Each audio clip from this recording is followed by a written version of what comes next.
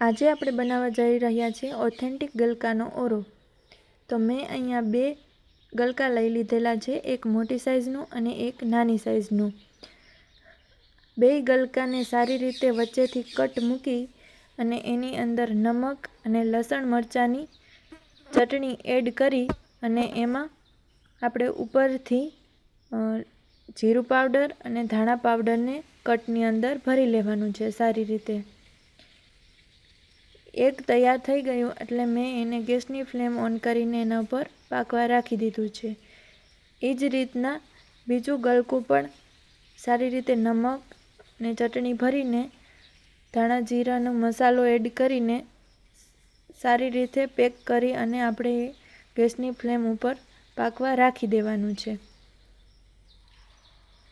ગલકાના ઓરાને આપણે ગેસ ઉપર જેવી રીતે રીંગણનો ઓરો બાફીએ છીએ એ જ રીતે ગેસની ફ્લેમ ફૂલ રાખીને એને વારે ઘડીએ ફેરવતા રહીને પકાવવાના હોય છે. ગલકાનો ઓરો સારી રીતે પકવવાનો હોય છે કારણ કે તેને તેલમાં પણ વઘાર કરવાનો હોતો નથી. ગલકાના ઓરાને આપણે તેલના વઘાર વિના જો ખાવામાં આવે તો વધારે ટેસ્ટી લાગે છે.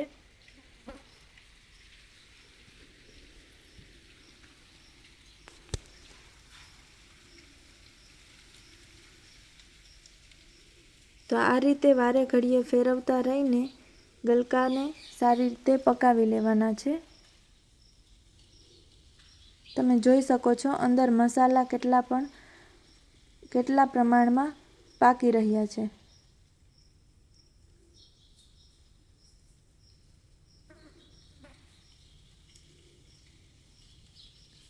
હવે ગલકાનો ઓરો તૈયાર થઈ ગયો છે તો એના ઉપરથી આપણે જે કાળાશ પડતો પરત છે એ હટાવી લેવાની છે. આ પરત પૂરેપૂરી નહીં હટે પણ ખાવામાં પણ વધારે ટેસ્ટી જ લાગશે.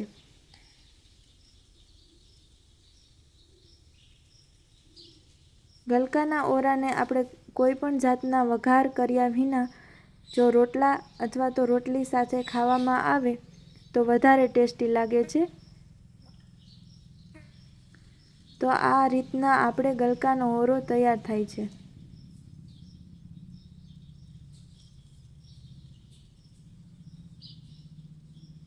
ગલકાના ઓરાને બાજરાના રોટલા સાથે અથવા તો ઘઉંની સાદી રોટલી સાથે ખાવાથી વધારે ટેસ્ટી લાગે છે. તેની સાથે જો ડુંગળી અને મરચું હોય તો એનો ટેસ્ટ ખૂબ જ સરસ આવે છે.